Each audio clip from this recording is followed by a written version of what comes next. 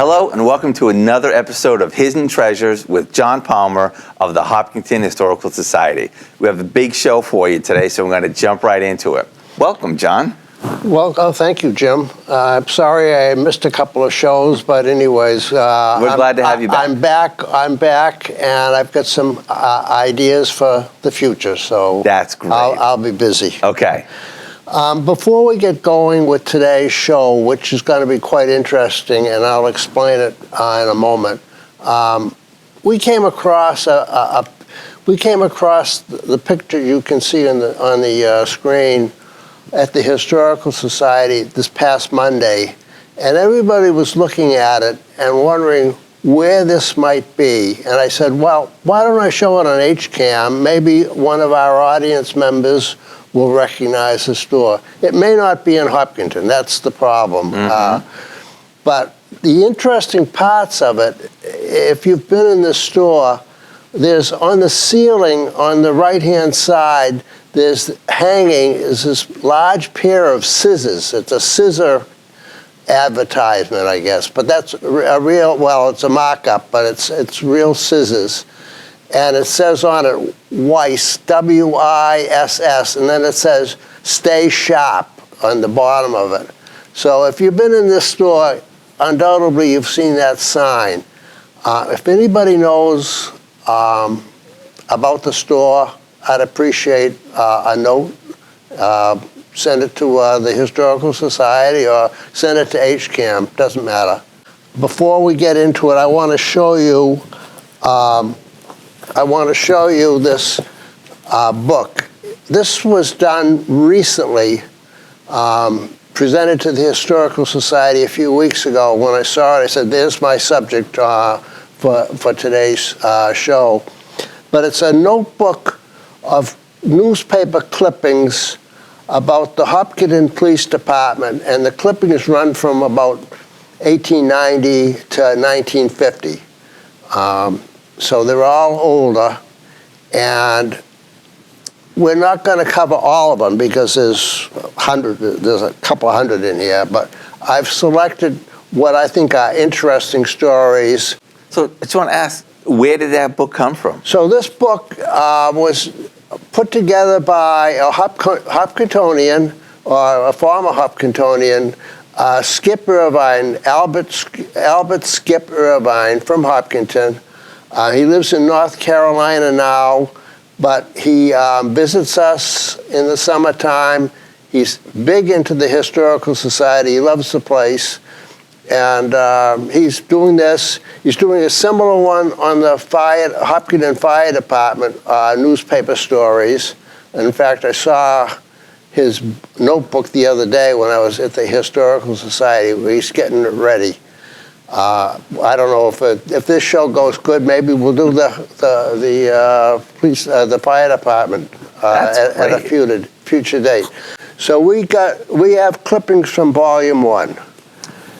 And the first clipping is on your screen. This is a story which was in the Boston Globe on February 19th, 1894. And I got a kick out of it because of the use of the term and the use of the name of one of the parties and the activity of one of the parties. But it says, the story reads, Degnan instantly killed. Alleged to have been shot by Charles Brault, a Frenchman, at Hopkinton on Saturday night. Charles Brault will be referred to as Frenchie in the story, so that must be his nickname. But anyways, it says February 18th, Richard Degnan was shot and instantly killed about 12 o'clock Saturday night at a junction on Ash Street. It's alleged that he was killed by Charles Brault, a Frenchman, more generally known as Charlie the Skunk Hunter. Occupation is capturing skunks for oil. So he was a skunk oil farmer, I guess. So, I mean, we're already off to an interesting story. Brault, who is somewhat of a musician, lives in the house at Ash Street and bears his what is his name. So this is somewhat of a musician? Is somewhat of a musician. But anyways, he had, I'm going to paraphrase, he had some musician friends visiting with him, and they played, and when it was time to leave, he ordered the newcomers out. People came in to listen to the music. He ordered them out of the house. As they refused to go, a fight ensued. Brault called to his wife for his billy. That's his billy club, which he intended to use to drive them out. So he was going to whack them with the billy club. That didn't work. So then he asked for his weapon, and he used it on him. The Frenchman then called for his shotgun. As the men were going out, he aimed it at them, and he instantly shot Degman to death. So there we go. The skunk oil collector on Ash Street shot a visitor to death. And Brault lives in a house on Ash Street that bears somewhat of a bad name. Yeah, oh yeah, the house had a reputation. Mm-hmm. I would think it had a bad smell too. But anyways, I don't know what skunk oil is used for. I know it must be good and odorous. Yeah, I would think so. Maybe it's like a repellent. Yeah, I don't know, but somebody may have heard of this. I hope not, but anyway. Right. And this was the 1800s, 1890. Right? This is 1894. Wow. We have this incident. So anyways, that's the first story. You get a flavor for this. These stories, some of them are more interesting. This one's quite interesting. Some of them are more routine, or an auto accident or something. But there's a good range of stories. The next story is about some burglars that got away with clothing and jewelry and kid gloves. And this is 1905. Burglars entered the clothing store of D.P. Day on Main Street, the entrance being affected by prying open a rear window. The thieves completed an entire change of clothing and took the small coin in the cash register, shoes, and jewelry. The burglars evidently had several future social engagements, as their pillaging included nearly the entire kid glove stock in the store. In the old suit of clothes left by the intruders, 3 skeleton keys were found. So I was interested where the D.P. Day store is. I mean, I think I've heard of Day Pharmacy, but the D.P. Day clothing store was new to me. And so at the Historical Society, we have plenty of ways to research this, but you have to dig and dig and dig. Yeah. But this photo is a picture of the D.P. Day store. It's the one with the awning in the center. Okay, with that little sign above it? With the sign above it. And this was downtown, uptown, I guess you'd call it. It's about where the Masonic Hall is today. Mm-hmm. It was a high-rise, and then there was a number of stores.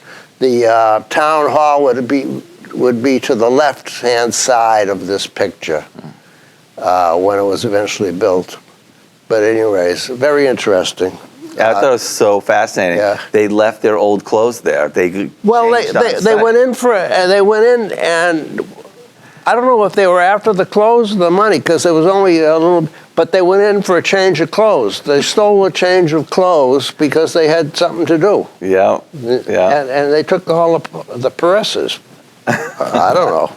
So the next story is from the Boston Globe again. It's in 1909, June. Well, the headline is "Woman Burned to Death." That's not good.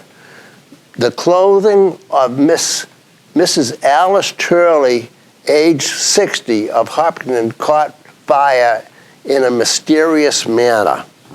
There you go. The newspapers are intriguing you to read it further. That's clickbait from the early 1900s. Yeah, but that's how the headline will be intriguing you to read the article. Right. Her body was burned nearly to a crisp. Boy, this is vivid. Yeah. The medical examiner, I.M. Palmer of South Framingham, viewed the surroundings and pronounced death accidental. It is generally supposed that she was about to light a fire in the kitchen stove when her clothing caught fire.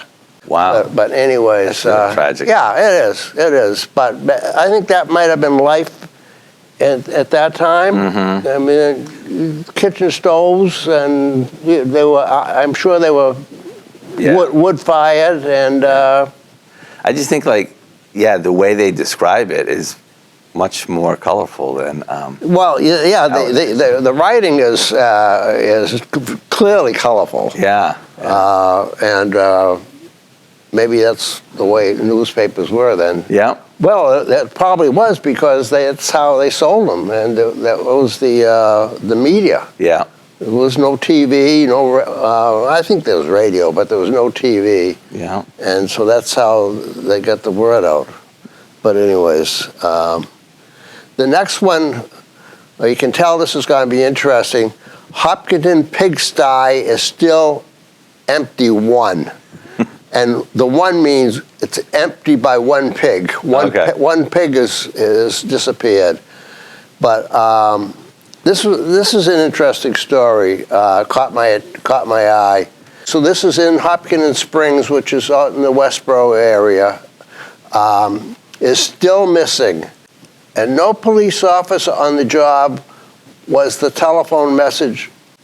I think I'm missing something. No, you're not. The Hopkinton Springs pig is still missing, and no police officer on the job was the telephone message received in Westboro. Oh, yeah. This afternoon by Chief Thomas Humphrey, when he again was asked to go into Hopkinton and clear up the mystery of the 150-pound spring stolen from the Charles S. Powell farm, as stated in the Telegram today. Oh, this is the Worcester Telegram. It's 1919. Okay. But the messenger from the Powell farm was again informed it would be impossible for the Westboro. We're getting into a boundary. We're on the Westboro-Hopkinton line, and the Westboro police are saying it's impossible for them to go to Hopkinton unless they got permission from the Hopkinton police to go into Hopkinton. The Hopkinton police had no interest in investigating this pig being stolen because Hopkinton police are downtown Hopkinton, and this is in the far outskirts on the Westboro line, and they had no way of getting there, basically. So it was this pig farm was in no man's land. So this goes back and forth. Chief Humphrey he's from Westboro, said the pig has not been caught, but we have a good clue if you will come over and finish it up, even if it's out of your jurisdiction. The Hopkinton police have refused to touch the case, stating that it was too far away for them, and I am now going to inform them that it is up to them to get busy, or else I will demand of the selectmen that they appoint you a special police officer in Hopkinton until this case is settled. or I will call in the state police, as we have the right to police protection from the town of Hopkinton, even though we do not live in Hopkinton Springs. And I am going to find out why we don't get it. So anyways, this is an argument between the resident, the Powell family, the Westboro Police Department, who says they don't have jurisdiction because this is in Hopkinton, and the Hopkinton Police Department, who doesn't want to touch the case because it's too far away and it's a pig. But anyways, there you go. In 1919, we've got pig problems. Yeah, that sounds like quite the argument going on there. Yeah, I can see that. Yeah. I mean, it wouldn't happen today, I don't think, but I think police go back and forth between I would think lines. so. Very interesting that they say it's too far away. Yeah, too far away, yeah. But I can understand that. Next story is from the Worcester Evening Gazette. Mary Ann O'Brien she was found this morning near the home of Britt Rowe in Upton after having, this is a good one, after having walked 7 miles during the night. Her hands were bruised as a result of falls in the darkness. So this is the crazy one. An elderly woman, her name was Mary Ann O'Brien of Hayden Row Street, Hayden Row section of Hopkinton, was found near the poultry house at the home of Britt Rowe, South Upton this morning by Miss Emily Scholl. The woman, who was believed to be more than 70 years old, was taken into the Rowe home. Dr. Caruso and Police Chief Benjamin Crooker notified. According to the story, Chief Crooker obtained from the woman, she stated that she had been out visiting at Hayden Row, and when she started to return to her home, she could not make her way in the dark. The Hopkinton police were notified. She was found with some bruises. But here's a story of a woman, doesn't have a car. She walks 7 miles in the dark and gets lost. But wow. Yeah, so she lives and was visiting on Hayden Row, and she lived in South Upton. Wow. That's a long walk. Over 70 and 7 miles overnight. Yeah, overnight. And back then. During the night. Yeah. And, I'm sure there wasn't well lit. I was just going to say, back then, that's really dark. She must have had to traverse West Main Street Hill, too. Yeah. Up by Angel's garden shop. Wow. Yeah. I don't know. But People were tough back then. they were tough, and you walked. If you wanted to get any place, you walked 7 miles. Anyways, here's another one. Oh, we'll have fun with this one. This is in September 1926. Headline: Hopkinton Police Chief suspended. The Selectmen act following clambake. Chief of Police Matthew Conlon was suspended from office last night by Selectmen Robert Wilson and William Leahy. Officer Dempsey had been appointed temporarily to fill the position. Conduct unbecoming an officer was the specific charge placed against the chief. The action follows the chief's attendance at a clambake here last Sunday. What do you do to get at a clambake? I know. It could be anything. Yeah. The other story, we've seen like pretty nitty-gritty details and kind of like, hyperbole, and this one here doesn't have it. Maybe because it's the chief of police. Yeah, but, getting suspended by the selectmen, it had to be something that was very off color. Yep. Maybe you drank too much. No. Yeah, maybe. I'm sure there's drinking out of clambake. Yeah. But anyways, I don't know what it was. And the problem is, I couldn't find a follow-up to explain what he did. Oh. But anyways, there was no reason given. Now this story is in the Globe in April of 1928, and it's about sort of a mystery story. I think I'm going to have to read it so you can get the idea of what's going on here. Discoveries contradicting the first impression that Miss Marguerite Stewart, a slain Beverly school employee, might have spent the night of March 29 in the unoccupied main building of the Bob White Camp for Boys in Hopkinton, were made public here today by Chief of Police Hansen. Chief Hansen said that he believes that there is no connection between a recent break at the camp, it's a break-in at the camp, and the murder of Miss Stewart. Chief Hansen, Policeman Edward McManus, and officers Atari, Galvin, and Beatty of the state state police made the latest investigation. From Miss Sarah Hayes, owner of the camp, they learned that her son spent a week there recently and used the food and dishes found in the kitchen. He also slept at the camp during his visit. Mrs. Hayes said that she had never employed Frederick Hinman Knowlton Jr. of Framingham, who was under arrest for the murder of Miss Stewart. First reports had said that Knowlton installed the radio equipment at the camp, but Mrs. Hayes pointed out that there is no radio set there. Knowlton never visited the camp as far as she knows. A handkerchief was found in the camp when the police searched it yesterday, was said to bear a stenciled name having no connection with the Stewart case.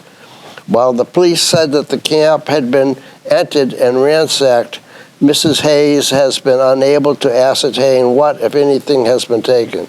So this is a case where there was a Beverly school employee that was murdered,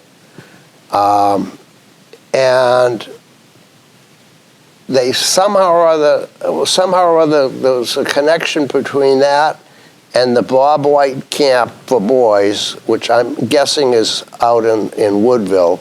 There was, but the owner of the camp says there's no evidence. The camp had been used by